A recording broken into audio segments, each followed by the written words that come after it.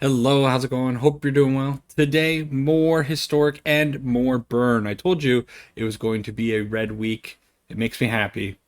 Last time on Monday, we played a very creature-focused burn deck, and it felt great. Ended up going 3-1 with it, losing only to green-white CoCo, which, it's a pretty good matchup for them, and we drew incredibly poorly. Maybe you can win it sometimes, but you can't have everything. The other three games felt fantastic. This deck is a little bit more what I'm used to. It does have some creatures in it, but all of these are going to either be wizards, have haste, or do direct damage. And then the rest of the deck is filled with what you would expect, 3 damage or 2 damage spells. The only exception to that, of course, is Light Up the Stage, but it's got to be in the deck because we want to draw a whole bunch of cards, or at least get access to more cards.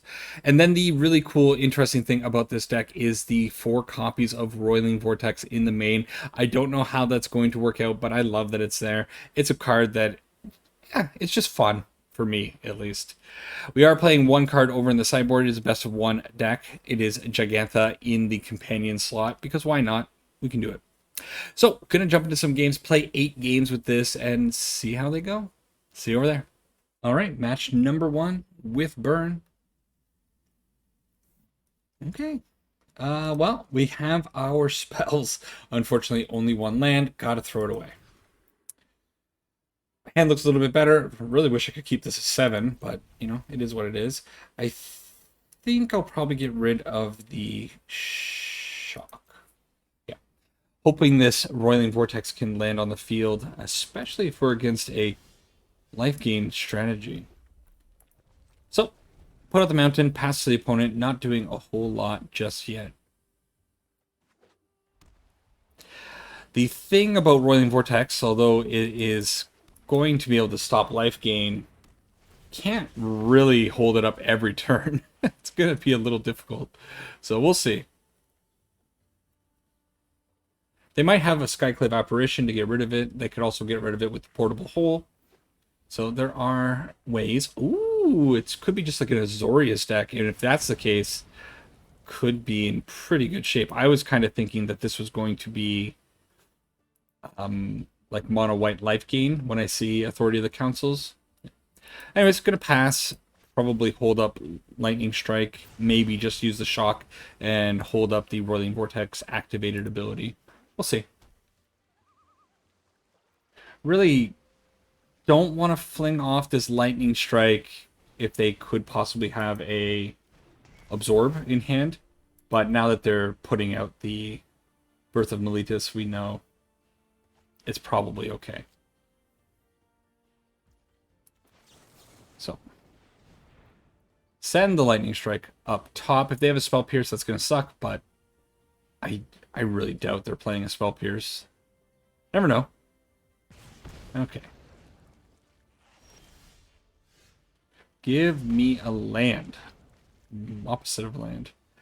So I could go kind of risky Pillar of Flame into Lava Runner or Skewer. Probably want to turn off the life gain on that. It's small, but you know what? Lava Runner is going to be stopped by the consoles now that I look at it. So just going to pass and maybe Shock, Lightning Strike, or Roiling Vortex. We'll see. Playing around the sensor like a pro.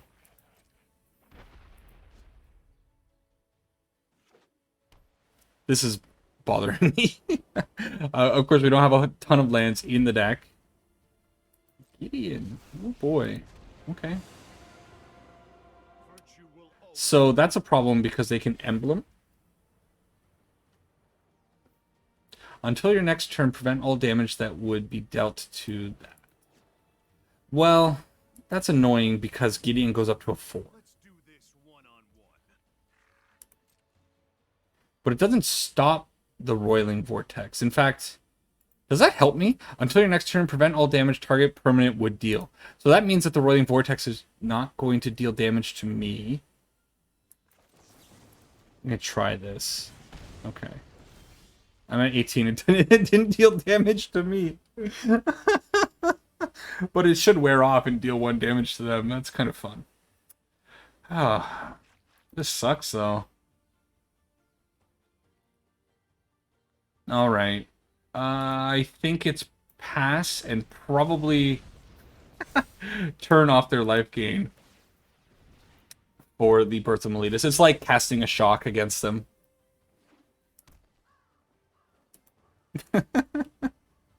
It's a little funny that that's the way that worked out. Still probably in big trouble. However, they're not using the Gideon to make the emblem, which maybe they feel just safe. Um, we do have the damage in hand, but definitely need to find another land here. But if we go land and they don't have a way of interacting,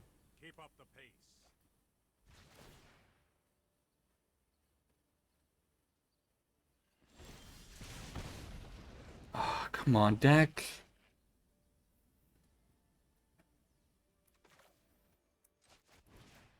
Okay, I'm going to pillar and hold up the. This is brutal. If we had drawn just like one more land, at some point in the last few turns, I think this game would have easily been on in our favor. But being stuck at two lands is just absolutely brutal.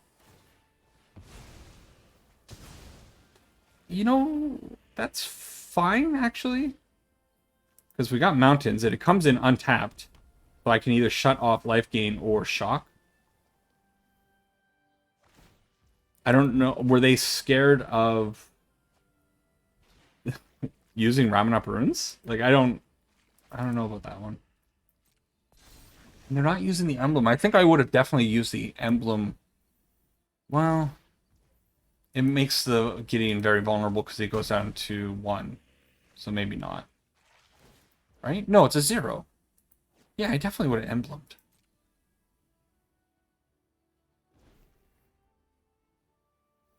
I don't know if I feel comfortable here. No, I don't. Give me a land. Give me a land. Come on. Game. What's... So I guess we lose. Well, we don't lose.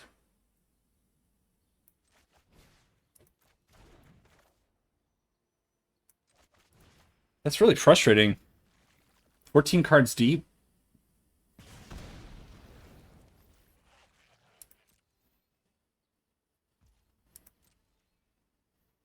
They have a Shark Typhoon here. I'm in trouble.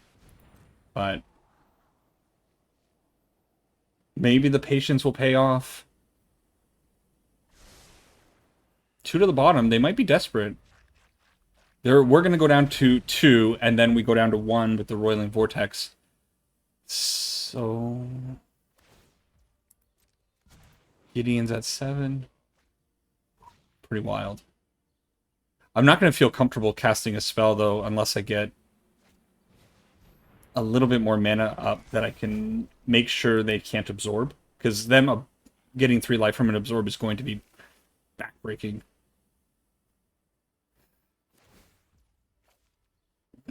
There, that's the other thing. Let's finish this.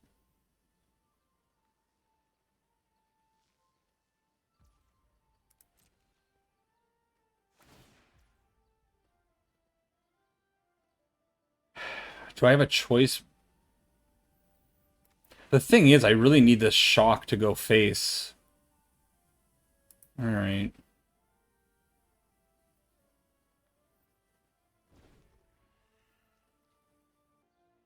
It's just so awkward with these spectacles. How this is going to work out.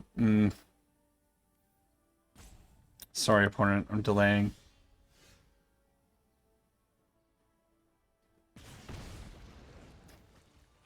The game thinks it's so funny. Right?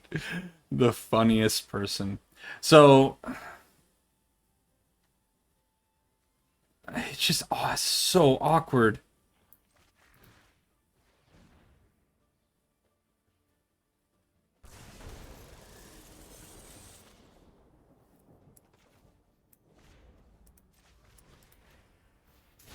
I don't know. There's nothing I can do here.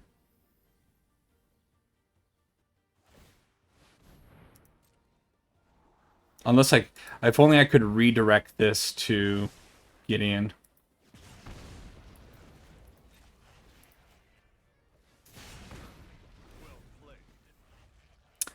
Yeah, doesn't matter. I needed all those spells to go, and oh, I'm frustrated now with this one. All because of the lands. The lands. Yeah. I was going to say the only way that I maybe get out of this is if they don't attack me with Gideon. But, of course, they're going to attack me with Gideon, and I died to my own Roiling Vortex. So, although, you know what? I think this is still a pretty good showcase of the deck's ability. Look at what the opponent has. They have a Gideon on field, Teferi on the field, tons of mana. And we were sitting there with 2 mana the entire game. And had we just drawn 1 land earlier, the game would have been ours. A couple turns earlier. I don't know about 1 turn earlier, but a couple turns earlier. All right, next one. All right, match number 2. Make sure it's on a good map. Hate that I have to do that, but it is. And hey, this hand looks a little bit better. I really hope we don't get stuck at 2 lands again. The best of 1 deck that I played on Monday didn't really have too much land trouble. I think there was a game. Well, that's okay. No, the last match I did flood out, and there was definitely a game where I had troubles. So maybe that's not entirely true. Mono red always going to have some issues. We get to play against control again, and we're on 2 lands again. Come on, deck. What's this? What's this Chandra background for a Jeskai deck? Get out of here. You're playing Torrential Gearhulks and that stupid 8 CMC card. Get out of here with your with this Joker. Hey, well, that's something.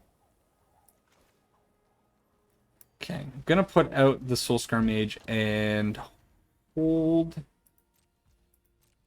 2 mana up. 1 mana for a potential Lightning Helix that I can maybe blank the life gain on, and then the Wizard's Lightning if they have like another Prismari command. Try to kill my Soulscar Mage. I could pump it up to 3 and save it.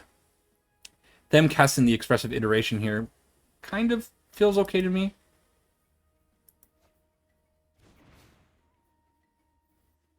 I wonder if they're going to shock that in. No. So, I'm going to take the risk and fire this off now. I think it's okay. Yeah.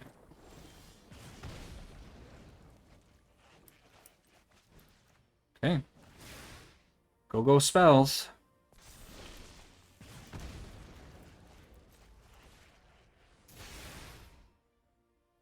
So we're getting the opponent down to a certain life, like a life total that... Oh, that's okay. That this Roiling Vortex is just going to be really bad for them. So down to 6. We're going to hold up the Ramen Up runes to turn off life gain if it comes down to that. And then shock Pyromancer in some order over the next couple turns. And yes, that's fine. The Soulscar Mage did what it's supposed to be doing. In fact, now that they're tapped out, I fire this off. At face. Pyromancer. Yeah. We had him. That's a little bit easier when you draw 3 lands. Next one. Alright, match 3. Here we go. Deck is feeling good. Keep it. Yeah, hand looks good. What's with the 2 land hands? We are playing, I believe it's 18 lands. So definitely pushing the boundaries of greed as far as lands go. Happy to see all these Roiling Vortexes fighting my deck, though. Or at least opening hand. Opponent on a Lurrus deck, so turning off life gain could end up becoming relevant. Well, at least they're dealing 2 damage to themselves. Themselves. What did I say? Let's do Wizard's Lightning, light up the stage, hit them for a little bit of extra damage. Those are great. We have 2 spells or sorcery instances in the graveyard, so Lava Runner can have haste. They're already down to 12, so...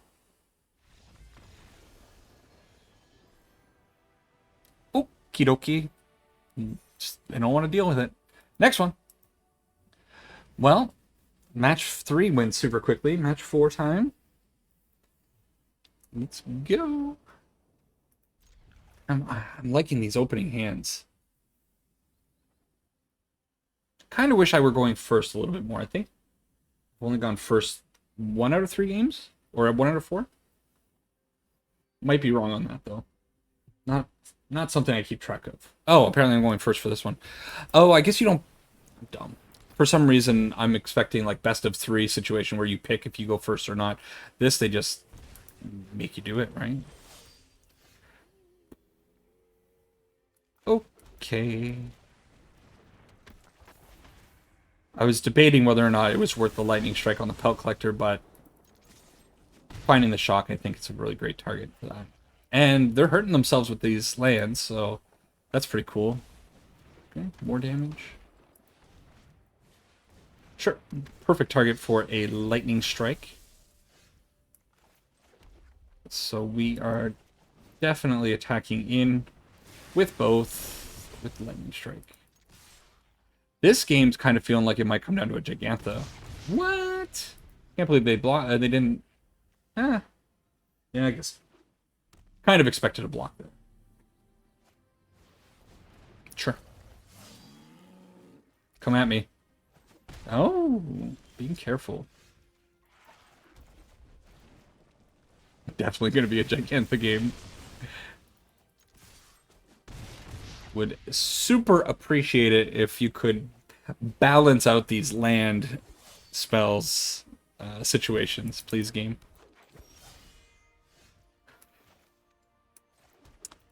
For real? Do I bluff an attack here? Maybe I would have had to do it a little bit more confidently. Yeah, now I'm scared. I'm just gonna put the Gigantha in hand. This is some strange spell distribution. Come on.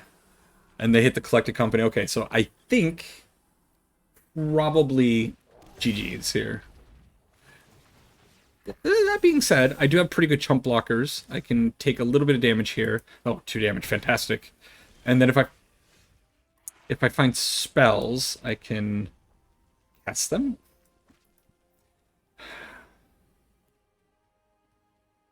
You know what? I think it's Gigantha. It's a great blocker.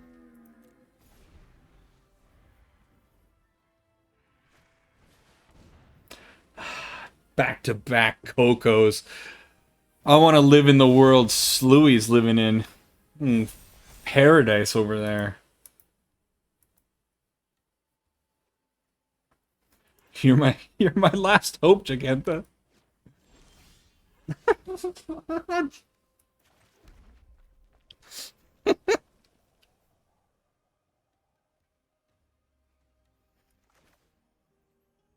Alright. Roiling Vortex to the field. No attacks. Take that 1 damage. I do also have the Ramunap Runes. I can crack it this turn. Take them down to 4. If I draw a Lightning Strike, they die from the Roiling Vortex. It's my only hope. I have to chump block with everything. Give it +1/+1. Don't give it haste. Thank you. Oh, be a coward. Don't attack. Don't attack. Oh. No. It's too much. Would they have had lethal if they gave that haste? So 4, 6, 8, 12 damage coming through. Yeah, okay.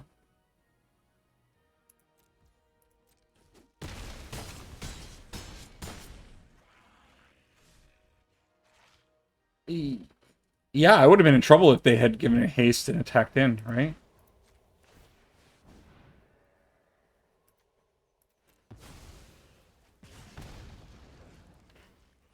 Lightning Strike.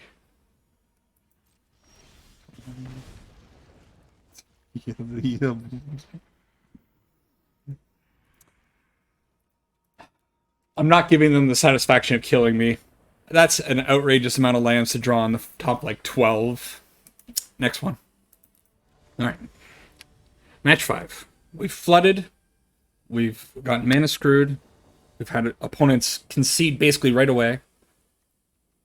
Good hand. This is a good hand. 3 lands, perfect. No more lands, though. Opponent knows the pain. They're predicting they're going to get flooded. Should pay more attention to whether or not I'm playing first or not. I don't think it's relevant, but I should be more aware of it, shouldn't I? Wait, we are. So, Soulscar Mage to the field. Please don't die. Opponent is on Luris, so... Cheeky, huh? Alright. Soulscar Mage gets in... I'm assuming this is Azorius auras. So we do have to be aware of their life gain. But they don't have a ton of interaction. They could put the enchantment on our fellas. But, fantastic.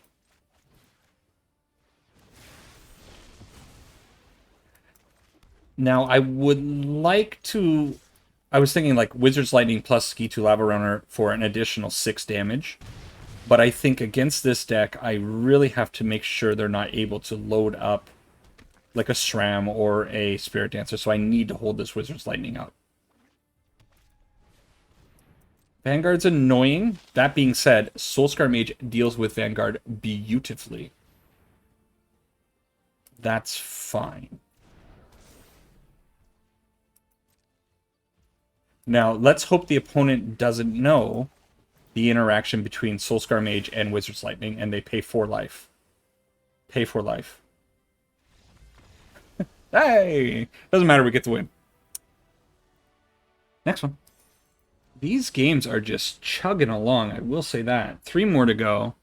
Haven't found the bad maps yet, which makes me wonder if maybe it wasn't a problem with my computer. Ugh, look at this hand. You go first, though. It's tempting to keep this, but I can't. Oh. I am going to keep this one. On the back of Light Up the Stage.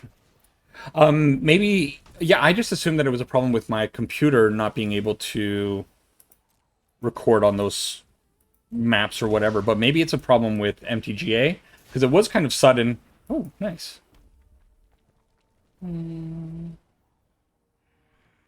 I think my opponent's on Goblins, I'm assuming.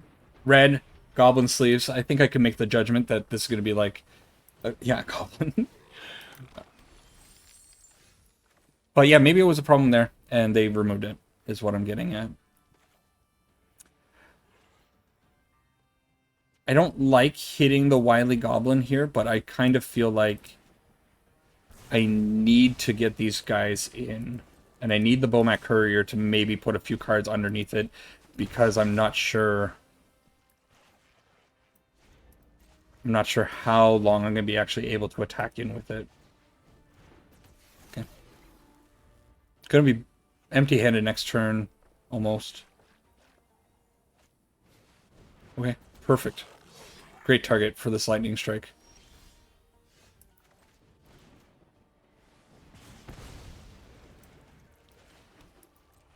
Now, these Roiling Vortexes are not super great. They're at 4 mana. They could potentially get a Muxus out next turn.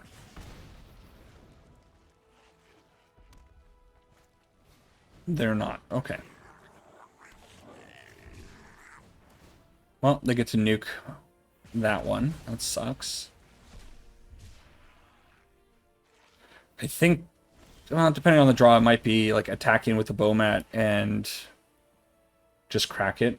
I think that's what I want to... No, you know what? The Pyromancer's good. Let's get the Pyromancer out. And I'm going to attack in with the Lavamancer. If they want to give me 2 Goblins for the Lavamancer, I'm super cool with that. 2 Goblins are really good with the Skirt Prospector. Gives them 2 extra mana. I don't like that. So...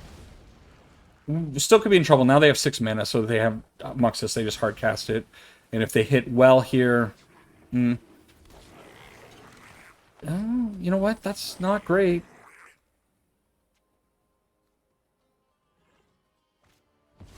Yeah.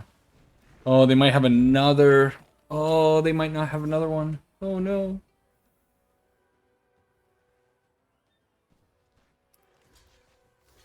Yeah, I'm going to block here.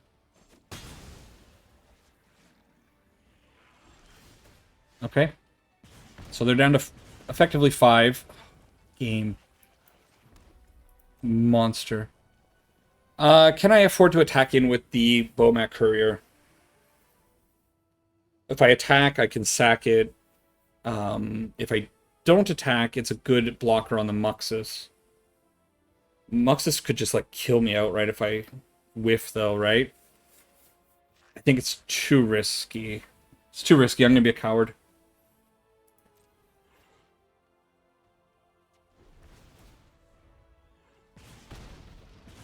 If I only needed one 3 damage spell, I may have taken the risk there, but it wasn't worth it. Okay. They can't cycle from the top of their library, so that's good.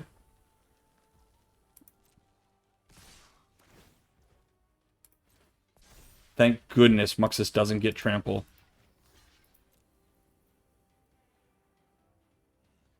I should have put Gigantha in hand because I knew I wasn't going to have enough mana for the Rabanop runes.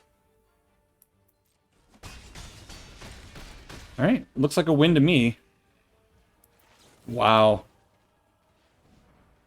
I'm happy with this one. Real happy with this one.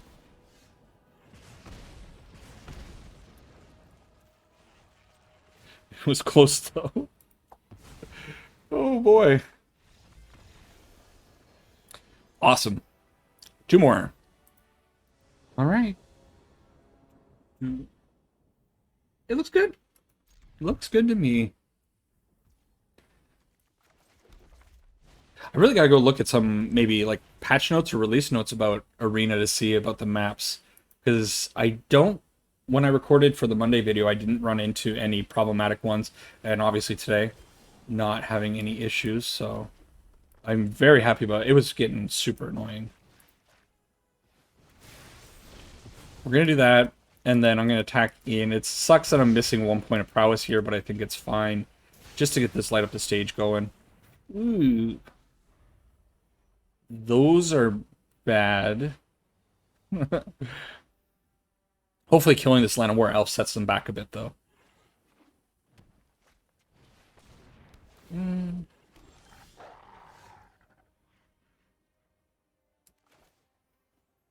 Okay. Yeah, it's very awkward. If I hit a land here on this light up the stage, which I should, statistically.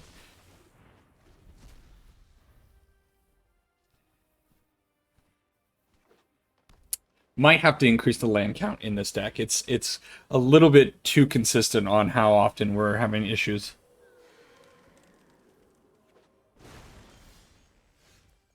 Okay.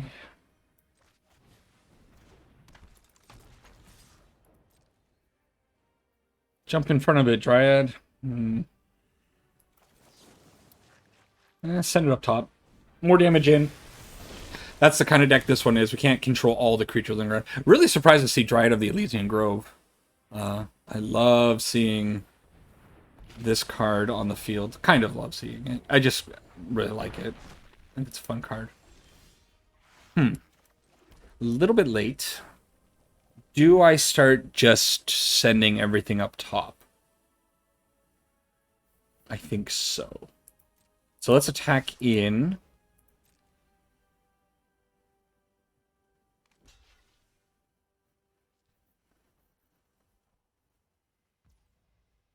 Wow. So I could put 9 damage on their face and then hope to draw into something.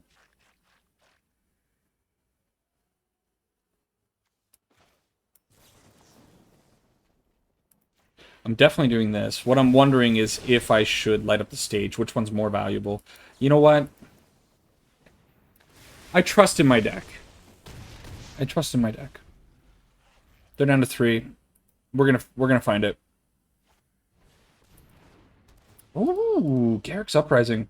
I have a EDH friend who really loves this card, and they should. It's a cool card. Uh-oh.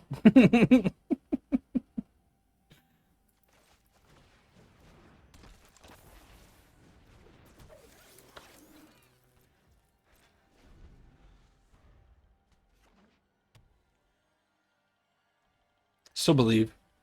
Getting exciting. I love seeing mono green.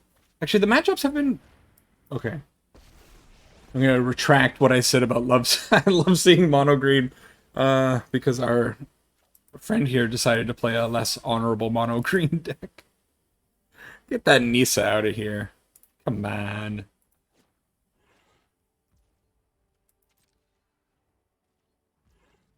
Wow, they're too scared to attack though. Like, yes.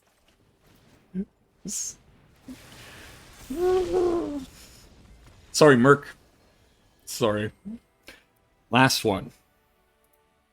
All right, match 8. I'm not sure what the win rate is right now, but I feel like it has been pretty solid. Lots of mulliganing though, and I don't like that. Get to play first. Always good. A hand like this is so close. Like I know better. Okay. There, this is better. Don't make me regret throwing away a land.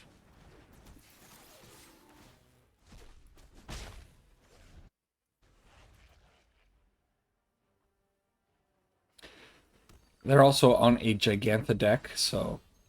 Yes. Do I want to light up the stage here? I think I do. Try to find like a Soulscar Mage or something along those lines.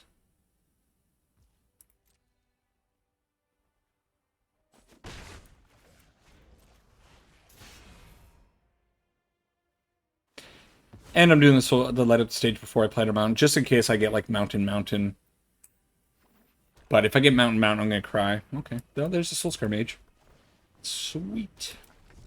So Wincy's Lightning is going to cost 1 either with the Soulscar Mage or the Pyromancer, so we'll be able to take out whatever they put in our way. And hopefully attack him. This is maybe like Arcanist, Rakdos Arcanist.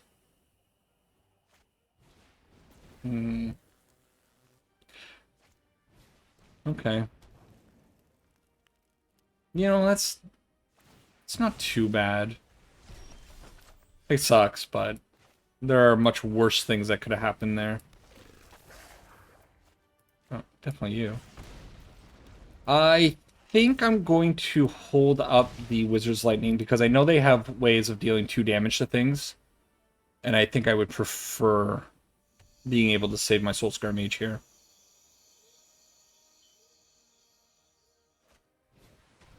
Okay. Oh, get out of here. I hate you.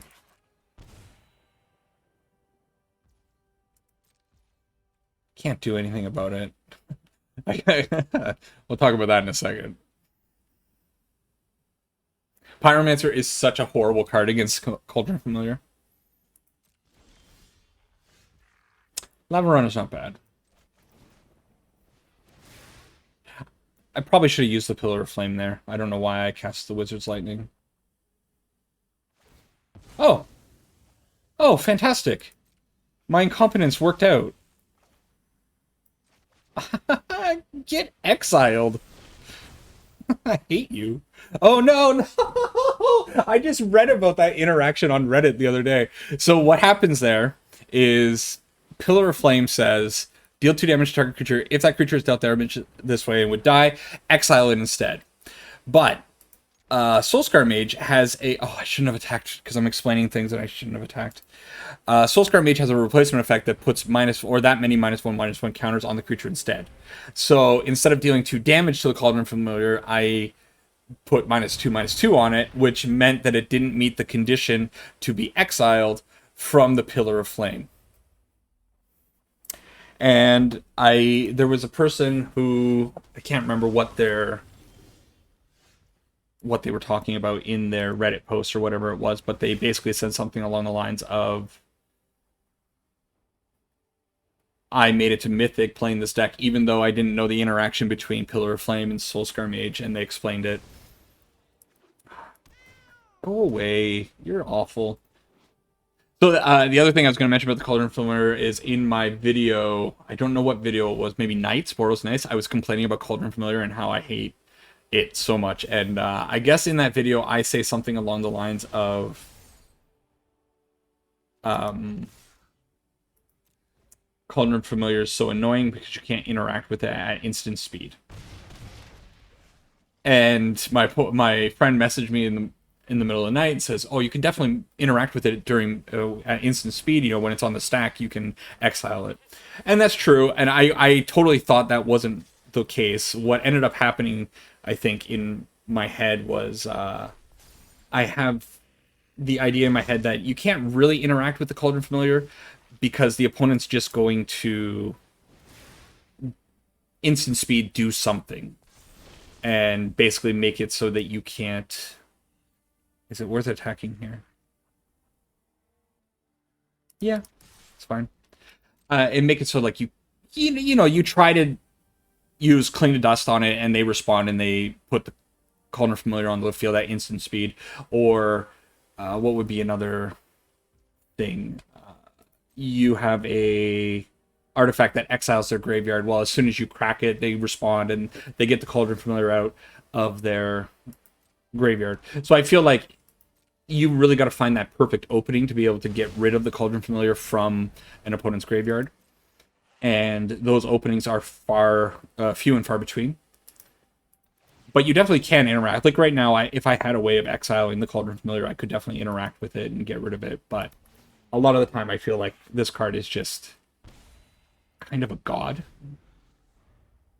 And I've been talking so much and definitely misplaying. I should have turned off their life gain there. That being said, no, I should have. There's no excuse. Stupid card. Tilts me so much every single time.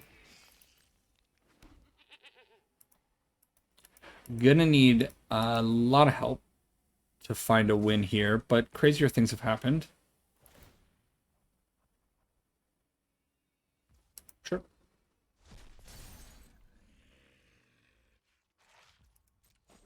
May have thrown this one away. I don't know. There was a lot of talking, a lot of no focus. I exile my graveyard. Doesn't this need to becomes tapped, exile up to one target card from a graveyard and put a +1/+1 counter on it. So do you need they can exile from their graveyard, I suppose. Not good enough. Wait. Oh, no, you're not attacking.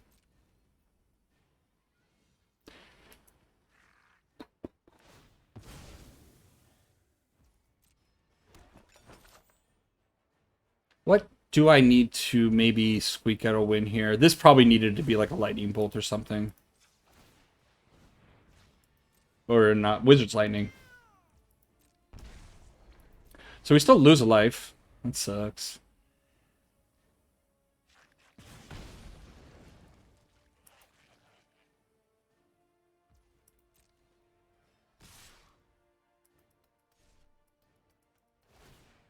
I think I'm gonna have to put the Lava Runner in front of the Wolf Strider. Oh, they don't have to exile to actually get the counter on it. Yeah, well, that makes sense. I mean, 100% I have to block here. Like this. Otherwise, I die. I still think I die.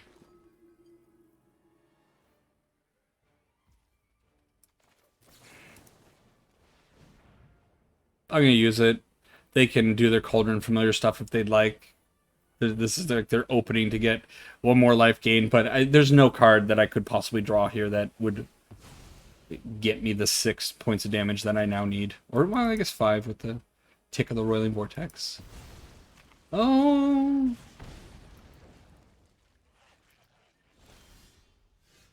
Boom. And it's a land. Okay.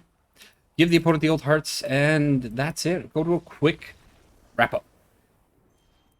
All right. So the deck's cool. It did fairly well in a best of one. You can kind of just sneak out those wins. Some people don't want to play against it. They just auto concede when things look a little bit hopeless. That's kind of cool to pick up free wins.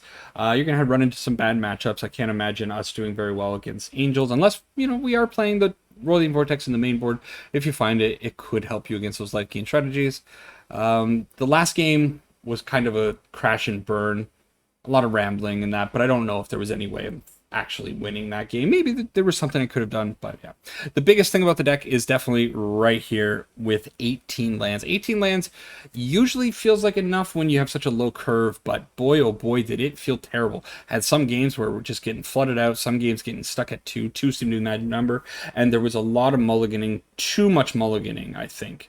You really hate opening hands with 1 or 0 lands, which we saw both of.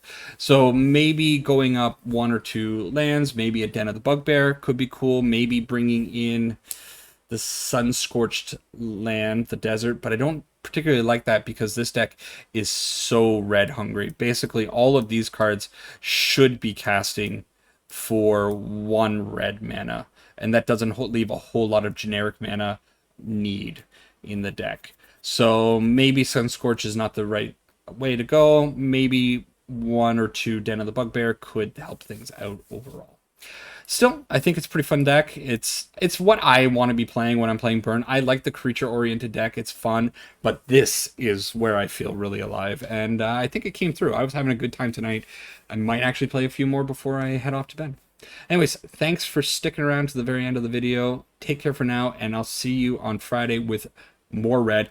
A little bit of a sneak preview if you'd like to see it on Friday. We're going to be playing some Obosh Red. Found this deck, and I have one friend that loves seeing Obosh. Gonna try it out. So, see you on Friday. Try out the Spellflinging deck if you have the cards. It's cool. Bye-bye.